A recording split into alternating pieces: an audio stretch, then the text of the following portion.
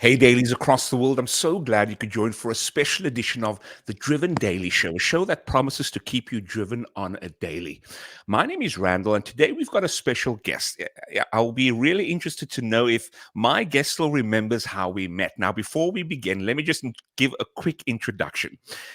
My guest is a mother of four, an advocate, a creative, an attorney, a professional guardian, and an author who was born and raised in the Commonwealth of the Bahamas.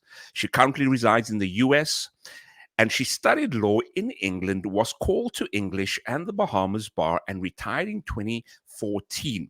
She currently works as a or rather, she works with victims of domestic violence and currently working on her third book. Ladies and gentlemen, Driven Dailies, let's give her a Driven Daily welcome and let's put our hands together for none other than Elizabeth Thompson. Welcome. Welcome, Elizabeth. Thank you. Thank you so much for that, Randall. How are you today? I can't complain. It's a beautiful Saturday. It's going into spring right now. What's the weather like over you in there in the US? A balmy Saturday, really, really warm, unseasonably cool for us here in Florida, but it's pretty good. Florida, I always envy those that are in Florida because of the palm trees, the beaches, and the warm weather. Is there anything that we're missing about Florida? What else is great about Florida for you? Um, I would say it's somewhat laid back, pretty easygoing. Folks are relatively nice. We do have Say relatively nice, eh? yeah, yeah. It depends on your perspective, right? I Depends on hear you. I the hear lens you. on which you are viewing life. Um, but it reminds me a lot of the Caribbean from where I came because of the weather, and that's just partly what attracted Really? me Okay. to it. Yeah.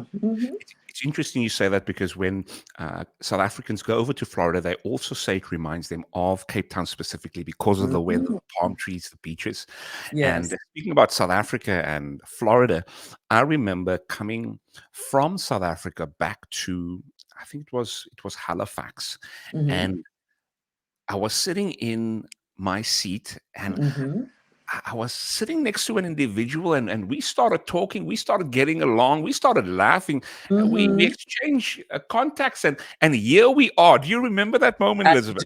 I do remember Yeah. that. In fact, it was a wonderful time, and I was happy to have met you. I was actually coming back from Vancouver Island, visiting a great friend of mine there who is the owner of a shea butter market, shea butter uh, product. So it was a beautiful time and great to have met you. No, likewise. And here we are. We made it happen. It just shows you, Elizabeth, that if we're really serious about doing something, we can make it happen, eh? Hmm. Indeed, indeed. But hey, it's enough about us. Let's talk about you right now. I know you are an individual with so much diversity in your portfolio, just as a human being in general. I'd like to take it back to the origins. Now, of course, Mhm. the Bahamas. I think one of my dad's favorite ministers was from there, Dr. Miles Monroe. If I'm not mistaken, Mhm. he was from Yes, Bahamas, right? yes, And yes. it just shows great people come from there. Now, do you mind taking us back to life in the Bahamas? What was it like for you? Um, as a child, for me, it was idyllic. I mean, a lot of my book is based on the scenery is based on my time in the Bahamas, Okay. because surrounded by beaches, surrounded by great food, seafood, Mm, sunlight year round, mm. was just a wonderful time, and I had not a care in the world. Right. I was, as you can tell, my first name Elizabeth um, was not a mistake in that my mother, she gave birth to me on the 27th of February, which would have been the Queen of England's trip to the country. She Okay. came by Queen Britannica or whatever the ship was, the name at the time. And Mm. actually, I'm told, visited the Bahamas and the hospital where myself and another child was born on that day. And so I Wow. was given the name Elizabeth, and he was given the name Philip, I'm told. Okay.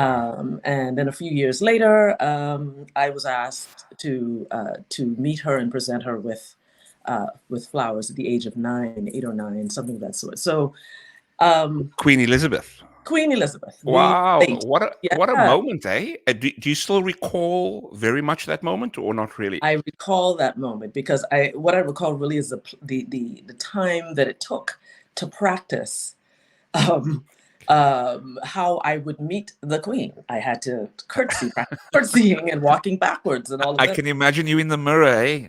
Yeah, well, no, Yeah, not in the mirror. My mother was really very much in charge of that. So she was kind of giving me what was, I guess, told to her about protocol, protocol. right? Yeah. And so that was somewhat of a defining moment at that age. Mm. And then fast forward, as I got older, I became more interested in my origins. Where did we come from? Where does someone like me come from?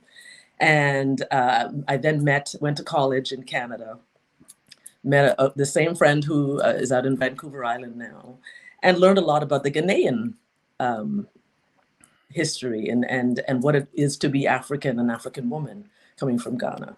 And I adopted the name Akosua, which means born on Sunday. And the reason why, Elizabeth, was because your friend was from Ghana. She was from Ghana, That's what, and okay, she introduced me to the Ghanaian um, culture. Yeah, culture. So yeah. with the food, fufu and groundnut soup and all of that, we would have that as a staple in university in Canada, in Ottawa, actually. Okay. And so Yes. you said that led you to the name Akusa. Yeah, Akosua meaning born on Akusa. Sunday. Yes. So I've Okay. adopted that. Hmm. So is the word Akusa your name in Ghanaian? I- Apparently so, because I'm born on Sunday. Hmm. Sure. Look at that full circle, eh? That full circle, that full circle. And so even the company that I established is called Akosua Ma'at Creative. I'm a creative. Mhm. Ma'at for me means life renewal, and I was born on Sunday. Okay. Sure. Hmm. Yeah. And then that, of course, and thanks for sharing that, those pivotal moments. You mentioned that meeting the Queen really impacted your life. It really begs the question: in which way did it, impact your life at 9? Well, it was a myriad of things. At the age of 7, my grandfather passed away, right? And I recall asking him these kinds of questions: Where are we from? Oh, why are we so dark? Or why are we so brown? Or why do we have this? And he would speak to me and say, "Hey, our family came from." He was of the view, based on his knowledge, that we came from the Gambia to the Bahamas. Hmm. Right. His grandfather apparently was a farmer in one of our islands called Harbor Island or Eleuthera.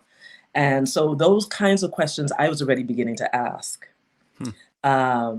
And then at 8 or 9, I'm presenting the Queen with a bouquet of flowers. Mhm. And so I've got on the one end, I'm searching, on the other end, I've got this colonial um, activity, or this Yeah. type of activity that I was asked to do, having no concept of why it's important, Mhm. but I was asked to do it. And then I began to ask more questions after that. So it was pivotal Okay. because I didn't get a chance to speak to a greater chance to speak to my grandfather and Okay. get more from him. I lost him 2 years before this happened, Before it right? happened, eh? I'm not Right. sure if you mentioned this, Elizabeth, but many of us, we are not inquiring about our history at the age of 7. What made Mhm. you so inquisitive at that young age? I guess I was just that type of person. Mm. Um, I come from a line of teachers. And so in our home, excellence in education was huge. So questioning was always a part of my life. Just kind of wanting to know more. I just kind of had this feeling something's missing. What don't I know? Yeah. And so yeah, I recall 7 because he passed away when I was 7 Gotcha. years old, Gotcha. and then this happened. This event happened 2 years later. No, I hear you. Hmm. Whenever I hear, the passing away of loved ones, and I'm not sure what your relationship was, it really sounds. It's. I always say it's a case of where, you'd never get over someone. You manage it for the rest of your life. So nobody should ever ask, aren't you over the passing already? Well, you No, just get over it. You just manage it you for the manage it. rest. Yeah. Correct. Yeah, So there's no deadline on grieving at all, none yeah. whatsoever, and it just takes different forms. True, true. Mhm. It really sounds the inquisitive nature really now probably was a part of you going into the law field. Do you mind sharing with us, like, how was that transition? Was it always something you wanted to do? How was that for you? No, no, law was not always something I wanted to do. As I say, we came from a family of teachers. I always thought I was going to be a teacher. I Okay. love talking to others and sharing my knowledge, right? Um, as I grew older, I went to boarding school, went off then to Carleton in Ottawa. And then the next step was returning home to the Bahamas, or do I go to law school? I wasn't ready to go home, to be honest. Yeah. I was not ready to go home and teach. And I just felt that there was more that I needed to be doing, Mm. especially that my life had been, my horizons had been broadened by the people I met in Mm. Ottawa. And so had a chat with my mother. She was ecstatic, of course. She's going to have another lawyer in the family because one of my older brothers is an attorney. Okay. And I headed off to England. Um, Met quite a few interesting people there. Joined a jazz band. Okay. And Really, what was your role in the band? I was the lead singer. Come I was, on. yeah, yeah, Awesome. So that's a yeah. talent we just discovered. And, hopefully, dailies, as we are watching this, and just a big thank you for spending your time with myself, Elizabeth, today. If you're wanting to hear something very special, it's a big may. I didn't discuss it before prior to her, but we'll see how it goes. Um, so, and once you sing, Elizabeth, you always have it in you. So I'm sure you still do. You Mhm. still sing here and there, Well, maybe it's privately, more, or it's relegated to the shower now, more so now, rather. gotcha. I did do a little training. I did some voice training in boarding school in opera, interestingly enough. Then when I went to Carleton, I joined a band there as a backup singer. Gotcha. Gotcha. But my whole life, there's just been singing. Again, a musical family on my father's side. Okay.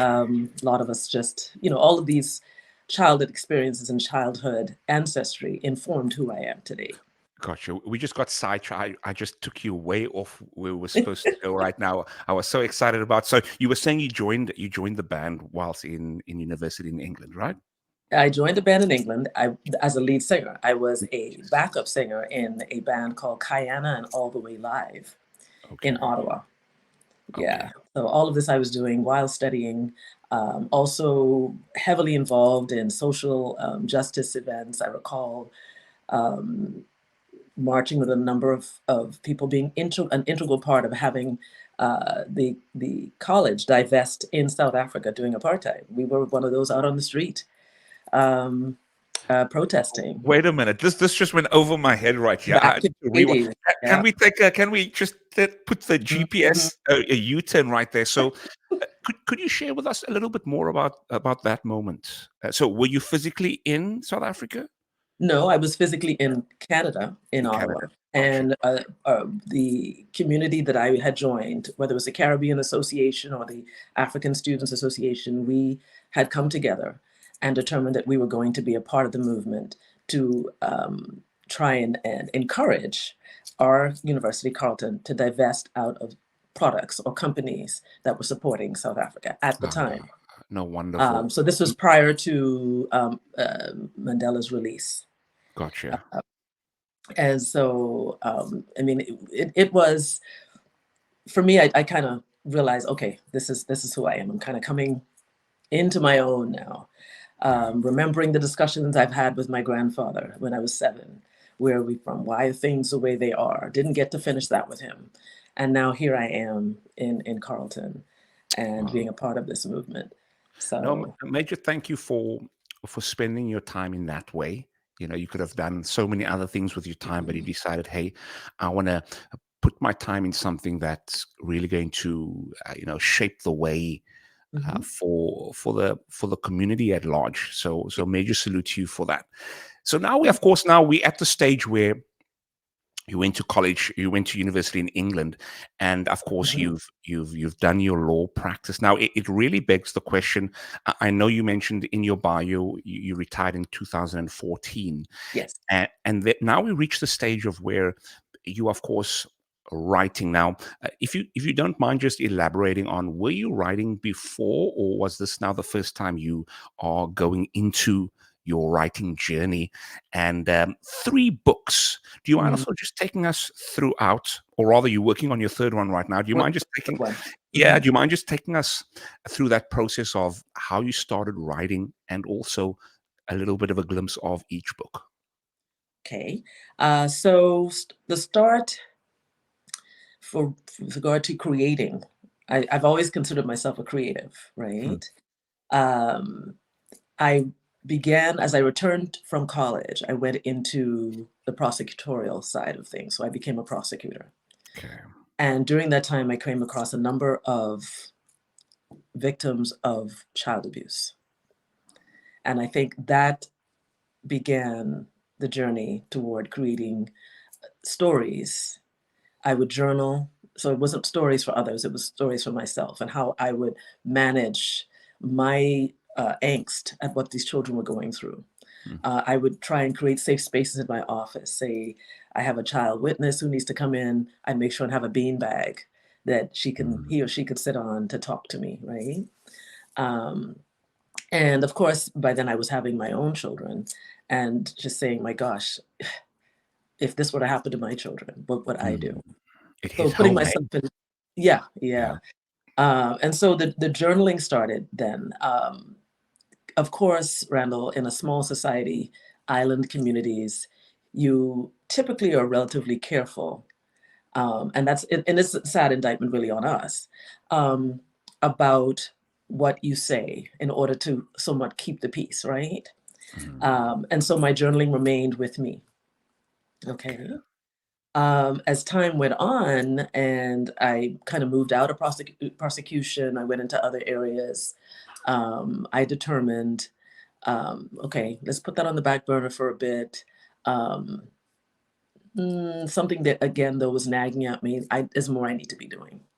Mm, What really became the catalyst for writing the first book was recently, within the last 3 years, it was a child who uh, the mother and father weren't married. Father was, well, the child would visit with the father, had a wonderful time there. And then the father sent the child to the mother. And in the mother's care, the mother, according to the reports, she and the boyfriend somehow wounded the child to the point where the child died. wow. And that struck me. Here I am now in another country, making that my home. And back in the Bahamas, children are still suffering, children are still at risk, Mm, even at the hands of those who should be trusted adults, right? yeah. And so the first book was born, Okay. um, And out a the fiction. title of The, the first one? the title of the first one is Haley Stems the Tide. Ah, Haley Stems the Tide. And why that is an interesting, how that came about. The topic or the title came about is my third son, sorry, his name is Haley, okay. spelled Hayley. And I named him after Haley's Comet because Mm, I felt, okay, he's ingenious. There's a lot in the name, he will be ingenious. And that's what Haley means. okay. I asked him, though, can I use the name Haley for the little girl in the book? Okay. Because she is an ingenious child who's going to be the catalyst for change. And he agreed, okay, once you spell it differently, right? Yeah, yeah. And once I Okay. get some royalties as well, then I'm fine. Yeah. Yeah. So I spelled the name differently. And then Stems the Tide is a play on words because the perpetrator in the book, his name is Warren Tide. Okay. So the child is stemming or ending the tide of abuse by her Mm, actions. gotcha. Gotcha. How fitting, eh? How it all comes together. Yeah. So that So was the first book. that's the first book. The first one, and then you decided, let me write a second one. What was the rationale? Because someone would probably just say, "Hey, I've written a book. I've ticked it off my bucket list." What was the rationale for you? Well, the rationale is and was that I'm going to begin. I want to do a series, and Okay, so the second book really is to assist children in coping with the topic or the content of the first book. It's actually a coloring book. The second book is a coloring book. okay, So I have in that ways for children to express themselves, to deal with the topic, to color, just have some mindless opportunities that helps them to decompress from the Creative, eh? yes, from the topic Creative art. that they've just read in the book. Okay, so In it's the it's almost like aftercare for. Mhm. It's like It's how do I deal with what I just processed right now in the first that's book? right. It's self-care for children. What is the second book entitled? The second book is Haley's Colorful Bonds, a Friendship Coloring Adventure. So Okay, I'm not sure. Do you have the books right there with you, I or do. I do. This is the yeah? first. This is number two. Sorry. Let me get it right in front of the camera. Ah, that's Yeah. awesome. Thank Colorful, eh? you. Thank you. And the first is Haley and her friend Cree. Let me get that all straight. There You we know, go. it begs the question. Ah, that's a beautiful sunset right there. Eh? Yeah. Do you see that? With the It beach. begs it begs the question. The way the way they are looking right now, is it Mhm. specifically taken after how the children also looked, or Yes. okay, And that is that's deliberate, right? I make gotcha, sure that they both have natural hair, for right? sure, I'm for trying to sure, encourage girls who look like them to speak up because a lot of books aren't written typically for books girls who look like them, right? gotcha. No, I hear But you. the little sorry Cree here, whoop, other side. Little Mhm. Cree is the little girl who was hurt by Warren Tide, and Okay, she's Haley's best friend. Uh, gotcha. and Warren Tide is Haley's uncle, so she's got to Okay. stand up against her uncle. And you know, it really just it's so tough because when it's family, it makes things so much more complicated, eh? Mhm, And we're really going to just delve a bit more deeper, especially when it comes to domestic violence, mhm, which is probably one of the core messages of the show, or the core topics of our episode today. mhm. But before we get there, Elizabeth, thanks for sharing your background. Thanks for sharing just your journey so far. And if you are watching, and if you're still here right now, I want to take the time out to thank you for giving us your heartbeat, spending it with myself and Elizabeth. Elizabeth, I'm not sure if you're going to take a little bit of a sip, but I've been drinking and drinking. I hope you're taking a sip as well with whatever you have right there. Eh? Yes, I've got some water with lemon, trying to do a bit more in the terms of hydration. No, So yeah. awesome. Speaking Mhm. about hydration, I know you messaged, I think it was a year or two ago, just asking about some fitness tips, and we'll probably get to that also a little bit later. How's that journey been going for you, though? By the way, Oh, it's been a series of hills and valleys. Okay, I it hear really you. has been.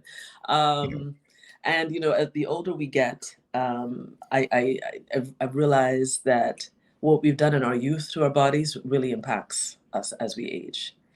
I hear And you. so it makes sense to keep up the strength training, which is one of the tips you gave me. Um, the hydration is paramount. The vegetables, the good fats, the avocados, Mm. the proteins, things that I'm just really saying, okay, I've got to embrace this now wholeheartedly. This is not a, oh, maybe I can. This is a, this has to happen. No, I hear you. It was so funny just reading our communication back in the past, and you asked me, "Hey, what's a good exercise for biceps, for for legs, biceps, and stuff?" And for Right. biceps, I said pull ups, and you were like, um, "That's too advanced for me right now. I just have 8-pound dumbbells, pull ups." I'm like, Okay. "Okay, Randall, Exactly. yep, that was Exactly. no, Exactly. And but that conversation was born, sorry, Randall, that conversation was born out of our discussion on the plane because it was really very interesting. I saw you had your big jug of water, you Uh, know, or, and I think I still got I'm not sure if it was this one, but I remember it was big. it Yeah. was about that size. I don't know if it's the same Yeah. exact one, but it was huge. And I was like, okay, so his carry-on must be the water because it was it was huge. Yeah, I've got Um, some toiletries and everything in that bottle there. Everything. Yeah. mhm. No, Yeah. no, but I'm glad you're still on the path of maintaining your health. It just really begs the question, Elizabeth, and we will definitely talk about this as the show Mhm. progress. But I'd love to take us quickly into your journey with dealing with individuals with domestic violence. Yeah. And I'd really love to bring some awareness to this. The Hmm. first question that I have, Elizabeth, for you is Hmm. what are some of the signs that you've discovered in your clients that you worked with that is going through domestic violence without them saying that they're going through it? Have you noticed any signs? Well, typically the clients who would come to us as advocates, victim advocates, already have expressed that they're going through domestic violence. Gotcha. So if you're meeting someone, say in your circle, right? Someone who is in a relationship, whether they're married or they're dating, um, and they're afraid to discuss personal matters that you may have typically discussed before, or they're talking about the fact that they're not able to manage their own money, right? They have to ask someone else, their partner, whomever, for finances. They share an account, but yet they can't use their own money. Hmm. Or they aren't allowed to speak to others. Isolation, things like Ah. that. Um, It's almost like it's an unhealthy dependency in a sense, eh? it's an unhealthy. It's all about power and control, right? So Mm, one person has more power and more control in a relationship than the other, because there are always those power dynamics in relationships. mm. But when it becomes extreme, then the other person loses autonomy, right? Yeah. Loses the ability to express him or herself freely, and just as a free agent, Yeah. as we No, all no, are. interesting. And I think one of the purposes of me asking the question was, especially when it comes to, because many of us, we wouldn't necessarily express it, especially if it hasn't come to a critical point. We would Mhm. keep it in. And Yes. it's always nice to be able to detect it, and what are the signs, to Hmm. detect potential domestic violence. Hmm. It really begs the question, when when facing domestic violence, Hmm. how would you encourage someone to speak up, especially if it's been years and years of battery, excuse the pun there, but years of abuse. Hmm. And how does someone make that first step, Elizabeth? Well, the first step is a personal recognition that this doesn't feel right. Hmm, Um, that it's a journey. You realize that you're on your journey, and someone's interrupted. You've allowed someone to interrupt your journey toward wholeness, hmm, right? Um, Typically, you would find, however, that a lot of people do not discuss domestic violence. They speak around it because there's so many different forms of it. There's verbal, there's mental, there's emotional, there's financial. hmm. Okay, and so That's interesting. That what you just mentioned. yeah, There's so there, much there, difference. yeah, they're very there are a lot of different forms of it, um, and they look different depending on the relationship that that person has. Whether it's some a Right. relationship started, have they been in it for years? And some Hmm, people don't leave. I mean, when they come to us, we have to take them as they are. What am I ready to do? Are you trying to leave, or are you trying to cope with what you are hmm. and stay in it? It's Because interesting. Mhm. No, no, you're going to continue there. Yeah? Yes, so you find that, say, women who have been married for years and they don't manage their own money. A lot of the questions they're going to ask if they leave, where do I go? I may not have any skills that I can utilize to take care of myself. If there are children, how am I going to take care of these children? Right? And so a lot of the reasons that people stay is because of finances. And And so because of so true, and because of how it started in the first place, whether it how it started started. with through Yes. and many of us, and you mentioned an interesting point of the different forms of Hmm. abuse. Many Hmm. of us, of course, the first instinct is the physical abuse, Yes. but many a times, Elizabeth, we actually realize the severity of the abuse is many a times the internal abuse is sometimes worse than the external, eh? Yeah. Because you That can is. heal from a wound, Mhm. but the internal wound, it takes so long. Yeah, the words Sure. said, actions, just belittling, you know, Mm, shaming your partner. I mean, yeah, those are activities, or those are actions that don't happen or shouldn't happen between people who say they love each other, right? Yeah. I mean, people do argue clearly, or they have differences of opinion. But Mm. when you find that there's a constant belittling, then you are going into the realm of abuse. That's interesting you mentioned that because many of us don't go into many of us or many abuse victims, domestic abuse Hmm. victims, doesn't go into a relationship to be abused. No, And not. many of us are going into a relationship, and it's so funny how they say love is blind, because sometimes the love just blinds you from the red flags. Yes. Those red flags, Elizabeth, over your career, have you seen some common red flags from abusers? I've seen red flags from those who have been abused. Okay, So, interesting. say, for example, someone, as I say, who's not able to control their own funds, Hmm. right?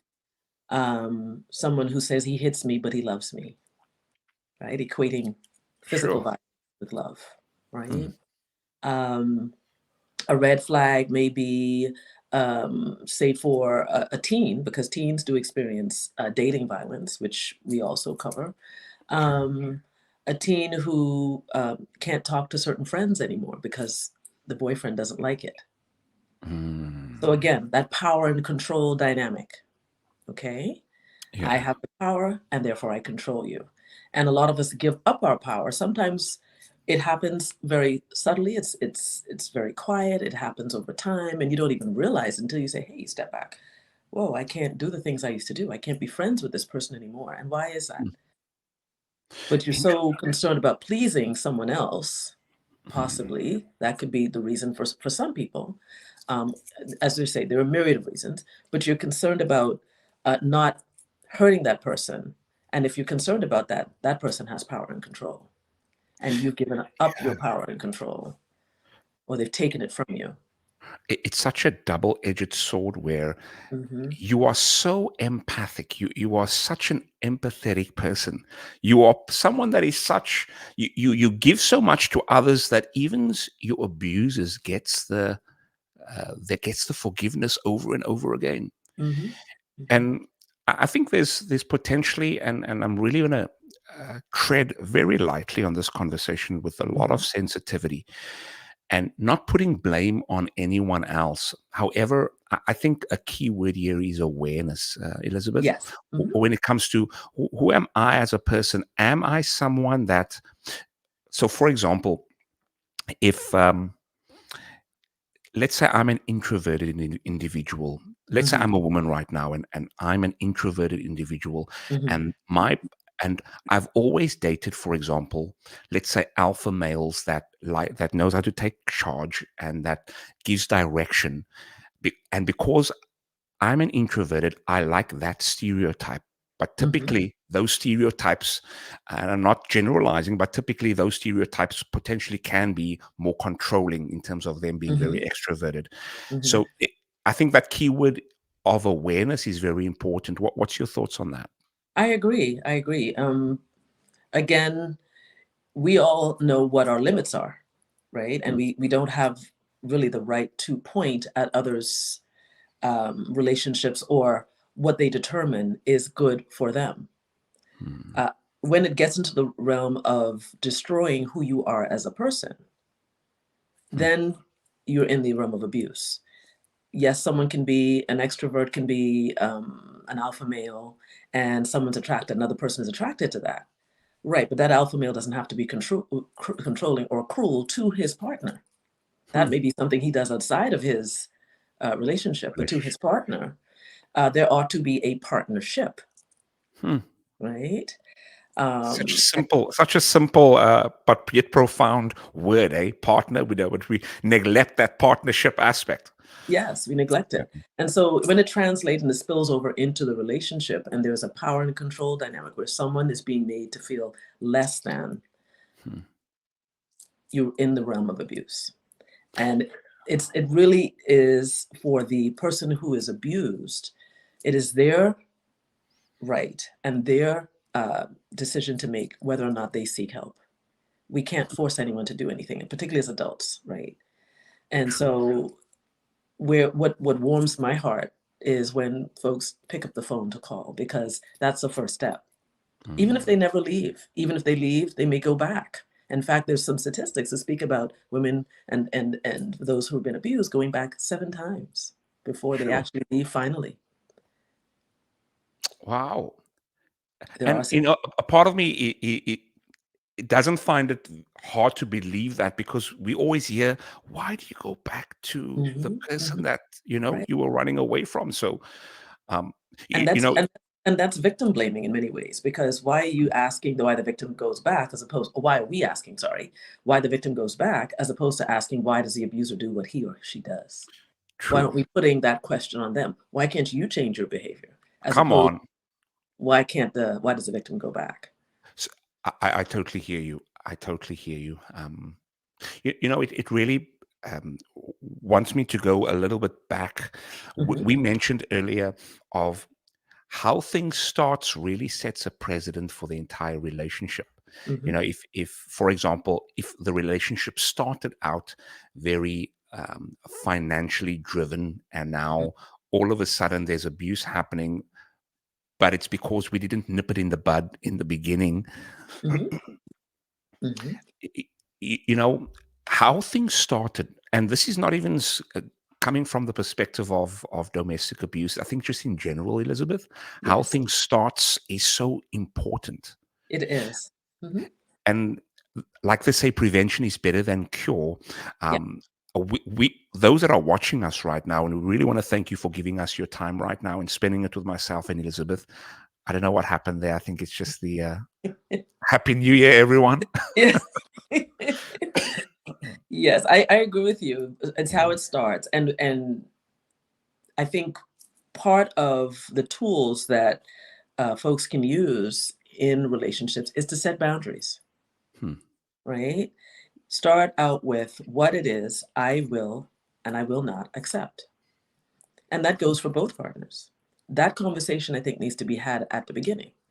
What are Hmm. your deal breakers, right? Hmm. How you speak to me, you got to speak to me with empathy, with concern.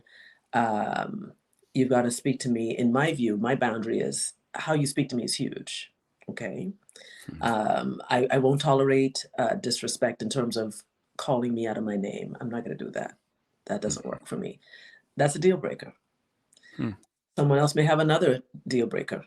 I'm sure we can think of them, things that are our absolute, no, it's done. And so if couples, I think, would have those discussions at the beginning as opposed to in the middle or near the end, Yeah. you should have known. Well, does the person know unless you've had that discussion? Now, there are some basic boundaries, of course. You won't be hit. You're not open to being hit, either male or female, Mhm. right? The swearing, those should be ground rules, swearing at each other, right? Mhm. But there are other boundaries that people have and should be discussed openly, if you're going to have a healthy relationship, because it's really about healthy relationships. It is. And you mentioned, Elizabeth, about men and women being Hmm. abused. Have you found a lot of cases of men coming in There and are, yeah, yes, there are men. I wouldn't say as much, of course, as there are of women, but there okay. are men who come in who have indicated they've been abused. And Uh, it's interesting because it's very tough, um, because of the fact that as a man, you sometimes, should I go? Ease mhm, this abuse? Should I just suck it up and be a man and, I wouldn't say fight back, but just stand my ground? mhm, Am I going to be looked less of as a man if I speak to someone regarding my wife abusing me, and she's 7 feet shorter than myself? mhm, I'm earning the money, but I'm getting abused. It's one of those things, Elizabeth, where mhm. it can be a bit torn as a man, Yeah, I agree, especially and reaching it's out. tough. It's tough because society gives us these roles that these constructs of what relationships are supposed to look like, right? Mhm. And again, I recommend folks go ahead, try and work within that, Yeah. but outside of that, in the sense that create your own idea for the two of you as to what a relationship is. So a boundary for a man is the same as for a woman. I will not be hit. I won't tolerate being hit. Hmm. I won't tolerate being spoken to, being sworn at, right? Mm. I won't tolerate financial abuse. I won't tolerate you taking my money without us having a discussion as to why that's happening. And so, yes, there are men who are abused. There are men who won't come forward. And if they do, they maybe just come forward to talk about it, or maybe go to a support group as opposed to saying, hey, I need to seek shelter. Because there are different forms of support, right? Mm. You can ask for support to just have talk therapy, or you can ask for support to be in a support group or to join a support group. Or you may need the ultimate support of being in a shelter because your life is in imminent danger. So true. I like what you said, sitting down, writing down what you will and what you will not accept. Hmm. Elizabeth, it really takes me back to even before getting into the relationship. Many a times Hmm. as a human being, it's things, and as a kid, it's things that we've seen growing up. So we've Yeah. perhaps seen our parents go back and forth, Hmm. whether it's verbally or physically, and now all of a sudden we think it's okay as an adult for that kind of behavior to be Hmm. tolerated in the home. Hmm. And I think it comes back to the word that we've used earlier, self-awareness. And I think you just mentioned about therapy. Hmm. Therapy is such, I couldn't agree more. Therapy is such an eye opener because Yes. many a times, Elizabeth, we don't sit still and focus on our past. Mhm. And it's many a times our past that is currently replaying itself in the future. Yes. Informing the Um, future. Yeah. what's your thoughts on therapy, and even if you're not being abused, actually, going to therapy just to have that introspection? I'm all for it. I believe it's a form of self-care. Hmm. I think there has been a stigma attached to, particularly in our community. You go to therapy and you're crazy, right? Which is Yeah. so far from the truth. I believe you don't go to therapy, that perhaps could lead to some sort of mental challenges because you don't have anyone to talk to, Yeah. right? Or to kind of help you talk through whatever the issue is, whether it's domestic violence or whether it's just, hey, I need to chat about something a professor said to me the other day that triggered me, right? Or a grief I'm experiencing relative to the death of a family member or a friend or something of that sort. So I believe therapy is paramount. And I think I recommend it actually, particularly for those getting in relationships. I recommend that they have a therapist on speed dial, so to speak, because that too, if you go to family members are going to take sides, right? Typically, True. True. okay, well, Randall, yeah, he's a good guy. He's not going to do that. And Mm. two, you'd like to keep them out of your relationship as much as possible as well, right? Sure. You And just so to hit have another podcast topic on its own. so Yeah. as to have an objective person who a sounding board with whom you can chat. And those are some of the resources we provide to survivors as well of domestic violence. There's an emotional support line that you can just call up and talk to someone free of Mm. charge, right? Yeah. So those therapy for me, I think, is a lifeline. It Uh, is. It is for sure. yeah, Um, I recommend it often. No, that's good. I know we currently just reached the 45-minute mark. Where has the time gone? We've got I know. about plus minus 15 minutes left, and I'd love to spend our time Hmm. in a certain way, Elizabeth. And just to let you know, and for the viewers out there, if you look in the description, you will see the link to the books, but also the website of Elizabeth, so you can check it out. And if you are currently having a question that you need to be answered, she can surely see how she can assist in that way as well. Indeed. Thank Um, you. Hmm. yeah, so I'd love to spend this time, Elizabeth. Maybe there's a child and a Hmm. teenager watching right now, and they Okay. are going through a rough time when it comes to seeing uh, abuse happening in the family and Hmm. or being abused in the family. For that particular child that is just feeling very much overwhelmed, anxious, borderline depressed, and wanting to give up, what are some words you'd speak into their spirit right now? Um, my first thought, Randall, and thanks for that question, Mm, is you're not alone and you mm, are not at fault. mm, You're not alone and you're not at fault. And I sadly, children are taking on a lot of adult themes, adult behaviors that are not theirs to bear, right? mm. Adult responsibilities. They themselves are just trying to figure out how to navigate the world. Yeah. And so, if an adult in your family is fighting, if an adult in your family is abusing you, try and find a trusted adult with whom you can speak, Hmm. with whom you can share. Now, Randall, I must say that children typically talk to each other, right? They talk to to other children. They're not Yeah. talking to us because we're Yeah. not making it. Sadly, we're not making or creating safe spaces in which they can talk to us. True. And so, if the child is finding that there is not a safe space in that home or with other trusted adults, Mm, talk to a friend who may be like a Haley who has a trusted adult hmm. in their toolbox or in their resource list with whom they can share and say, hey, how can I help this friend of mine or this other child? But it's important to talk and to not take on the burden of, A- of blame and shame.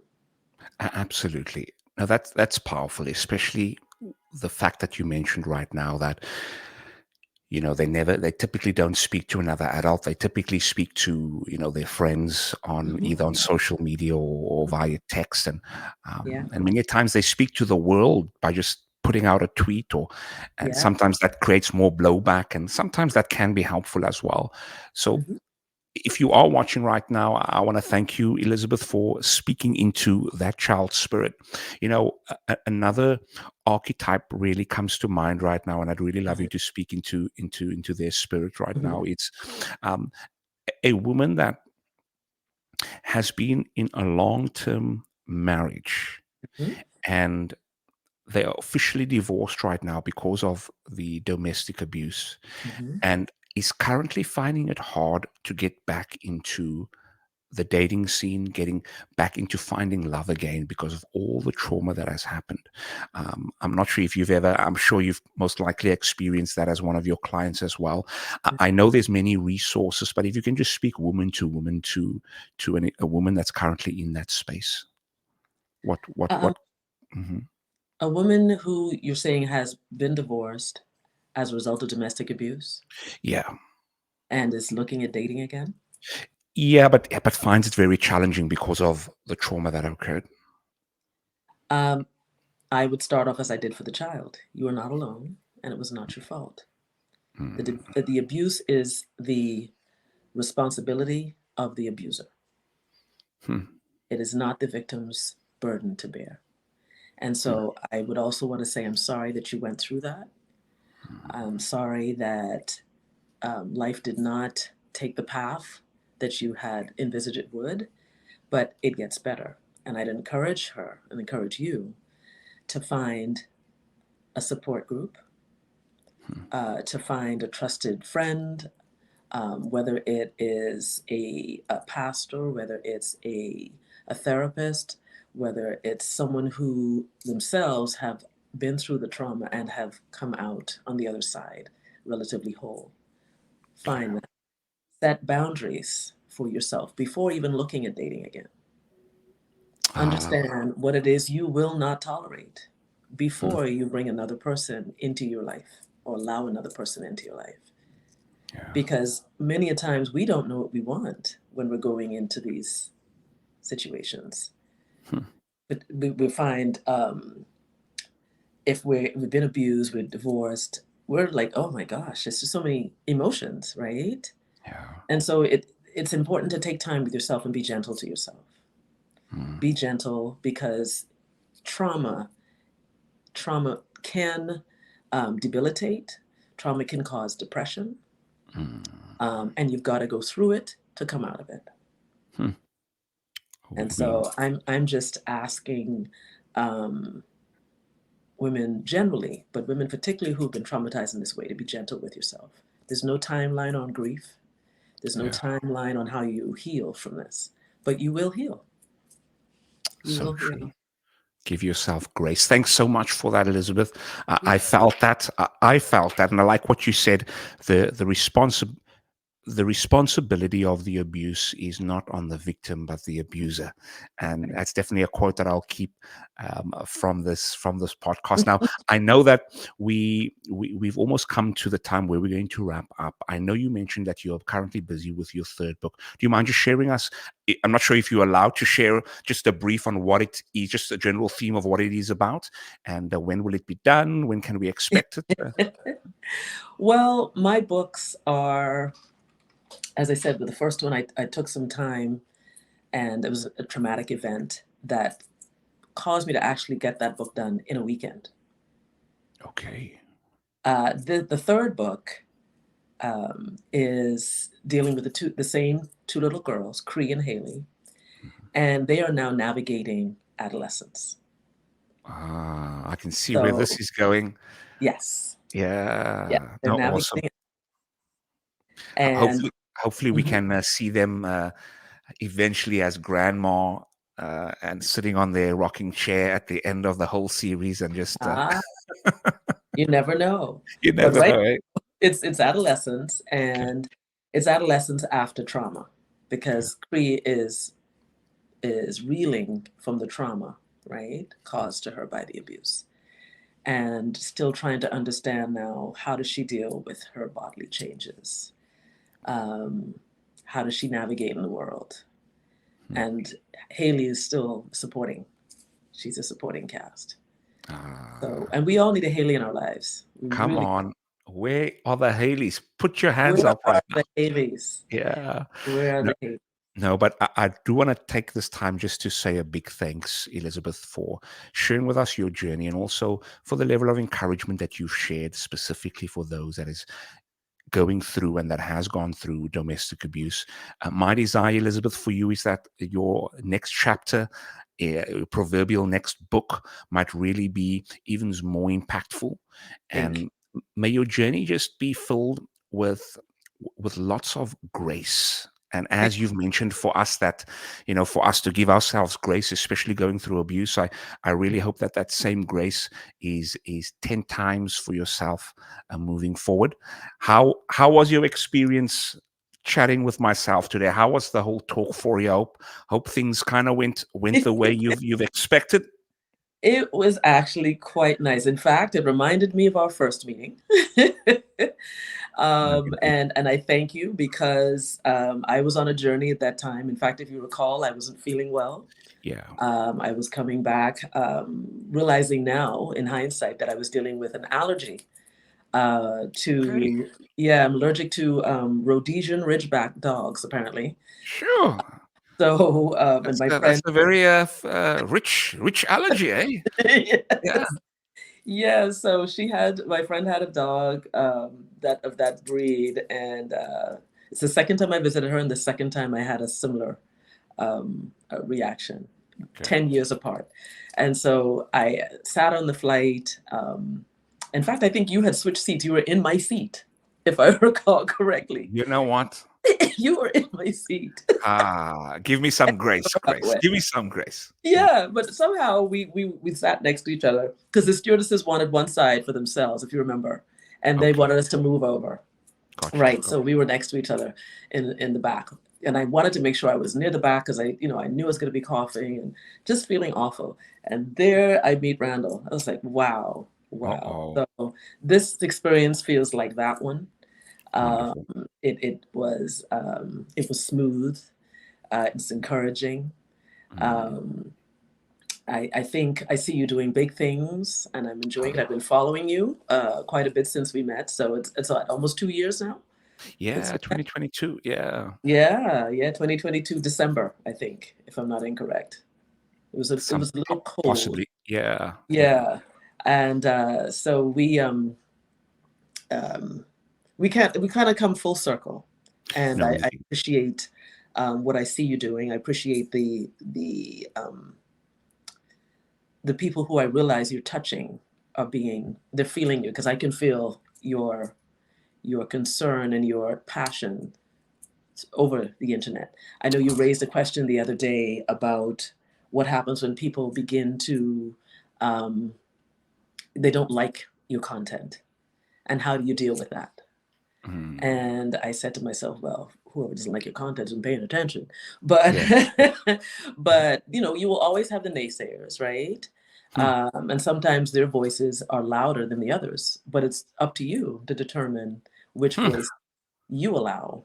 Teach, Doc, teach. You in control of that volume knob, eh? Hey, Yeah, it's yeah. up to you to determine which voice you allow to be foremost in what you do. And I think I see you doing a really good work. No, So no, thank you for giving me I permission. appreciate those. No, no, I appreciate those words, and it was a pleasure having you on. And I can really see in whichever way I can assist moving forward, whether it is, the promotion of any other projects that you have. Definitely let me know in which way I can help. Thank But you. it's been a pleasure. You're welcome. Thank you, Dailies, for joining us. Like we always say, we are not here just to survive. We are here to thrive. And until next time, peace.